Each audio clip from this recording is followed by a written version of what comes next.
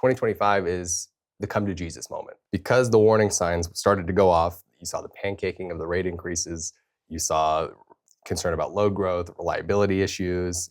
Maybe in 2025, we ought to think, a little more seriously about what we've been doing and start broadening our horizons, get rid of the myopia that we've been, that we've had over just wind, solar, and batteries at all costs, electrification at all costs, full steam ahead, whole of government approach to a little more pragmatism, I think. That's what I would expect in 2025.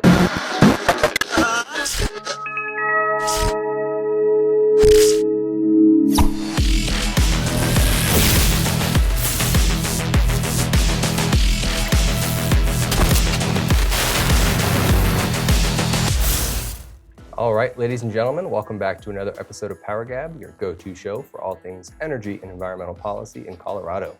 I'm Jake Fogleman, joined as always by my co-host, Amy Cooke. We want to wish you all a happy new year. Hope your holidays were good. This is our first show coming back from the holiday break. And in the spirit of that, I think we kind of wanted to do a little bit of a recap and a look ahead type of episode, looking back at some of the biggest energy stories of 2024, what happened, what were the big things, and then look ahead to 2025 and see how maybe things might be a little bit different. So what sticks out to you as far as 2024 in energy policy? Well, so kind of an overall theme, I call it a progressive bender. Yeah. Progressive palooza. They had a giant, a bender is the best way to put it, because you get the feeling that maybe they thought, or maybe they suspected they weren't going to have the friendly administration at the federal level. So we're going to do as much as we possibly can to make it hard for Coloradans or to really just have a challenging, affordable, reliable energy policy in Colorado. And I'll throw out a couple of examples. And one of them we had at the very, I want to start with this one. I'll start with this one. We can kind of work back. But one of them, the ones we had was somebody we had on the show, which was Ryan Zorn from Liberty Energy, talking about the decrease in oil and gas production and what the impact that has on the state's economy. $18 billion worth of potential revenue to the state. We don't know that because what we're saying, it's down both in relative terms and in real terms. Right. So the production is down. In Colorado, I think it's, okay, I'm going to get this wrong, fourth largest oil and gas producing state, I think is what it is. Yep. So when you're down that amount, and when the state's budget is staring at a potential, $1 billion shortfall, and your golden goose is, you're declining in production. And by the way, they aren't declining because of market forces. They're declining because of the difficulty it is in Colorado to actually produce oil and gas and to just permit a well. Yeah, the golden goose is being strangled yes, intentionally. Yeah. Slowly, surely. Yeah. It's not, they're not drowning it in the bathwater. They are slowly choking it. So that's one of the ones. And also the fact that Colorado still hasn't done anything about nuclear power other than be openly hostile to it at the legislature. And we have shown that the most expensive way to, we modeled this. So you can go to the Independence Institute website, look up the third in the series of complete electrification of Colorado, this policy that Polis is pushing, where he calls it beneficial electrification. I don't know how beneficial it is, so I'm just going to call it total electrification. And if you look on there, the single most expensive way to power Colorado's economy, especially if you're going to overlay it with you're going to include transportation and home heating, the single most expensive way, and we showed this the cost per megawatt hour, the most expensive way to do it is with wind, solar, and batteries. Yep. Now, nuclear is still expensive. And by the way, just FYI, it is everything, building new is more expensive than existing. I know you've seen headlines that have told you it's cheaper. That's not true. That is 100% false. And we show that, but Colorado, the state legislature is openly hostile. The the state legislature, even in 2024, last year's openly hostile to nuclear energy, despite the fact that we have reliability concerns moving forward. And I think the state knows it has reliability concerns. And I actually wrote a piece about this, about the warning signs of it. Mm-hmm. So I look at it as like a progressive left bender. They were drunk on progressive energy policy, and they are continuing with some of the worst policies. And that's why a friend of mine in Texas, and this is out of Texas, think about that, said he thinks Colorado is one of the worst positioned states in the country. Yep, there was definitely a little bit of a basket case situation there for a while. Yep. Speaking of the hostility to nuclear, 2024, obviously the nuclear bill was voted down in committee, didn't even make it out of committee. It's a minor bill just to call nuclear what it is, which is clean energy. Everyone knows it's clean energy, but in Colorado, you can't say that. More things like the Fenberg rider, which you wrote about. You were one of the only ones to call that out, and they were just going to let that slide and not say a word about what this is going to do to utility rates. But you wrote the column, and then later on in the year, we did a show, obviously, when we did a follow-up. When the PUC came out and said this is going to be billions upon billions of dollars. So I think bender is an apt description of sort of this all-hands-on-deck approach that we got to cram everything that we want to get done now in this year. And the other thing on that, on a bender, you make bad choices.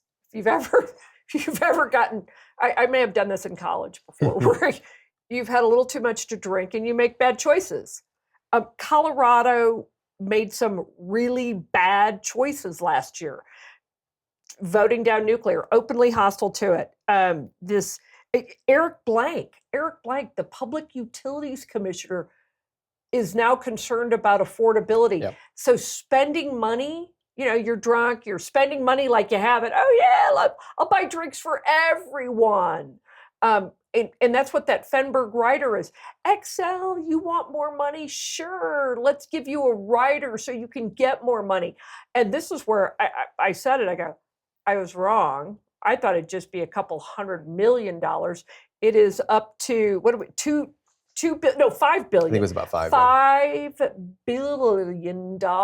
So yeah, just spending money like they have it, killing the golden goose, openly hostile to things that work, even though your policy goal is decarbonization.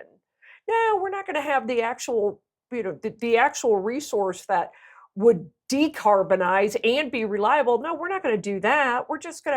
We'll stick with our wind, solar, and batteries fantasy. One more thing that just happened in 2024 that we haven't mentioned before we move on to looking ahead.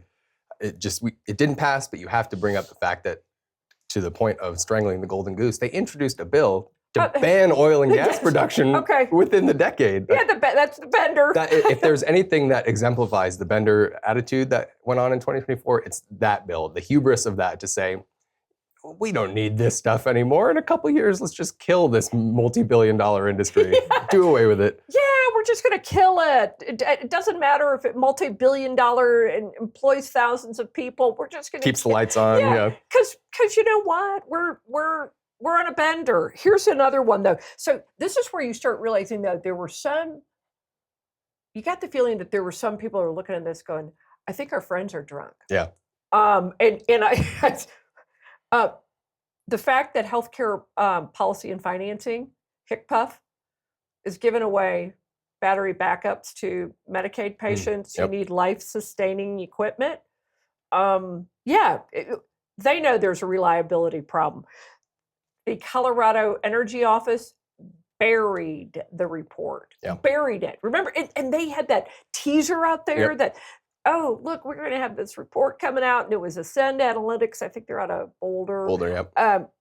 It's going to show that we can do wind, solar, and batteries. And it was so, and it of course said, no, wind, solar, and batteries, single most expensive way to decarbonize the state's electric grid, and then add on all of the other stuff, the home heating and transportation, and then said this. And it barely meets reliability requirements. No kidding. And I would say it doesn't meet reliability requirements at all if you actually want your lights to come on when you flip the switch.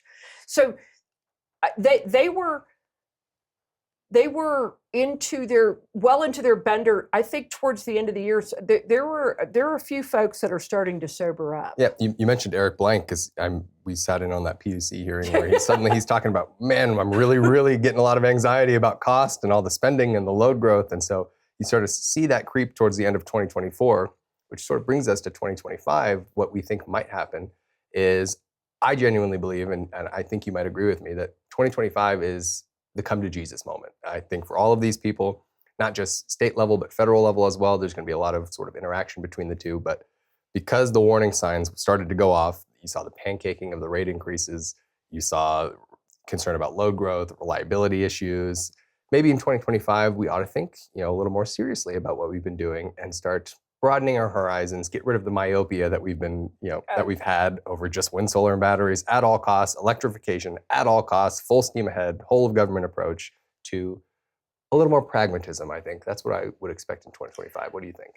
I think you're absolutely right. I think actually, so if 2024 was the bender, I think 2025, and there are a couple of reasons for this, but I think in 2025 in particular, is going to be the sobering up. Mm-hmm.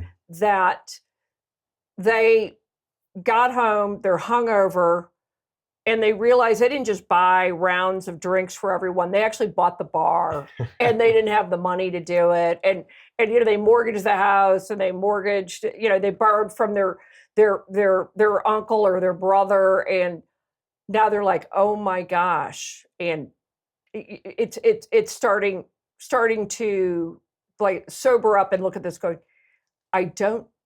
they don't know that they can do this. And we saw the warning signs in 2024, but I think you're absolutely right. I think you hit the nail on the head. I put in there, Colorado's going to have to own their bad decisions, because here's the reason. They are not going to have the federal government to blame or to provide cover for them. The Trump administration will not be the administration that says, oh no, we're going to Green New Deal. He is going to start repealing that stuff as quickly as possible. And in the press conference he talked about wind in particular being crazy in very Trumpian fashion.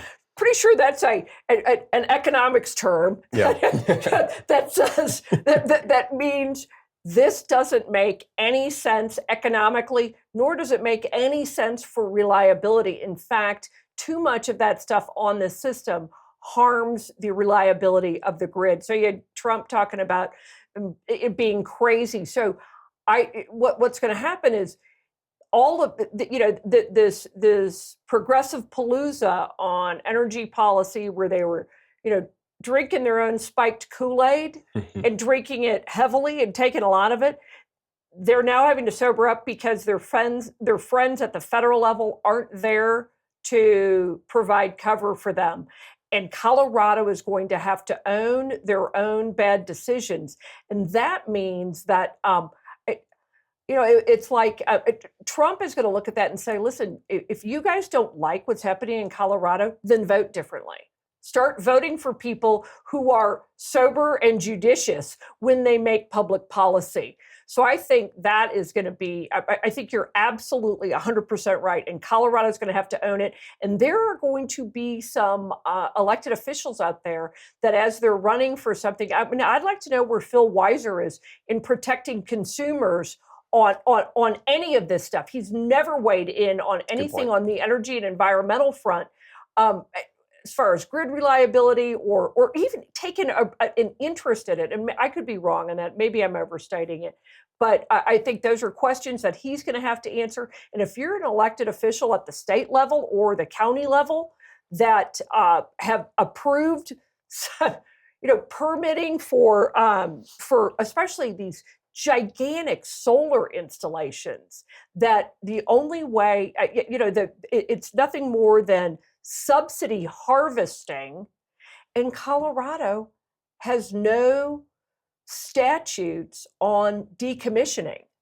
So when this stuff, when a wind turbine or a solar facility goes out of, it's out of use, or it's the end of its useful life cycle, there is no decommissioning statutes in Colorado for any of those. You think about what they've done to oil and gas as far as that, what you have to do to decommission a well, the orphan wells. Colorado has no concern for what has to happen to a gigantic wind turbine or an array of solar panels. Yeah. So I think you're right. I said they'll have to own their bad decisions. I think the better way, they'll have to sober up. You said something, and I give you credit, and I hope you don't mind if I say it. You said that it's going to be the come to Jesus moment. I think that's true. Even though for the rest of you in Colorado who are secular, we get it. It's still, the phrase still works. Yeah. The sobering up, to your point, I think will be a little more pronounced at the federal level. But I have some sneaking suspicions that even Colorado policymakers that were a part of the bender are starting to wake up a little bit. One thing we didn't mention in 2024, but we covered on the show when it happened, was the repeated news coverage about XL outages that were starting to increase. You're starting to see your point about the wind and solar installations and what that does economically. This obviously didn't happen in Colorado, but the PJM capacity prices, where people are starting to see real world, what we've shown in our modeling, that when you increasingly add variable wind and solar, you have to build essentially a secondary backup grid, and that doesn't save anybody money. It may be a low marginal cost solar installation, but you build enough of those things, and you're essentially duplicating a grid and making consumers pay for two of them. So that's going to be something that's going to weigh on folks' minds here in Colorado, especially after we just had an affordability-focused election. You're also starting to hear noises at the Capitol about regulatory reform, and that's broad-based regulatory reform, right? Yeah. It's not just energy businesses, but energy businesses are going to have a seat at that table. You can guarantee that. And then on the reliability front, I do think that there's a chance that we see a little bit of a shift on nuclear. I don't know if you have any thoughts on that. I think you're right on that. And I think part of that is also with the exit of Chris Hansen. Mm-hmm. And we talked about that earlier when we first found out right after the election. Chris Hansen had gotten reelected, and then mentioned that he has a nice job with the La Plata co-op in La Plata County, and he was the biggest one of the biggest anti-nuclear forces at the state capitol. So with the exit of Chris Hansen, I think that opens up. I think legislators are going to feel more comfortable if you're on the Democratic side of the aisle. I think you're going to feel more comfortable, more confident in being able to support nuclear energy, which, by the way, is carbon-free, and it's reliable, and it is less expensive than building two grids, one with wind, solar, and batteries, to your point, and then having to have peaker plants, which is, by the way, the most expensive way to do natural gas. Yep. Is a peaker plant. Same thing with small modular reactors. Even the most expensive way to use them is peaker plants. It's still going to be less expensive, though, than doing this whole build out of 266,000 megawatts of wind, solar, and batteries. And just not just in dollars, but in utility profits that we're sending to Xcel and others, also land, all of this. So I think we're going to start seeing, I think you're absolutely right. I think nuclear is going to get a friendlier audience at the Capitol. We'll see. Yeah. And to that end, just to tease a little bit of our next episode, we have our first indication yet that might be the case, but you'll have to stay tuned for the next episode to figure out what we're talking about. As we're getting towards the end of our time here, Amy, do you have any takeaways for our listeners on sort of the recap and the look ahead? Yeah. So one is say goodbye to the progressive bender. I at least I hope that's the case. 2024, say goodbye to that progressive left bender. And then two, sober up. Maybe we should send the states some electrolytes to help them get Pedialyte for every help them get through it. And I'm gonna still throw it out there. We still have to recover from the bender. So make sure you have a generator, get a generator. And I hate to say it, my husband actually went out and bought his own battery backup. So now we're up to 5. So we're hoarders in the Cooke household. She's a living embodiment of her advice. That's right. But that does it for us, folks, on another episode of PowerGab. If you like what you saw here, you can head on over to PowerGab.org to check out our entire back catalog. We produce new episodes every single week. We're also available wherever you get your audio podcasts, whether that's Spotify or Apple. And if you want to reach out to us to suggest future show topics or guests you'd like to see us interview on the show, you can send those over to info@powergab.org. We'd love to hear from you guys. But until next week, we'll see you.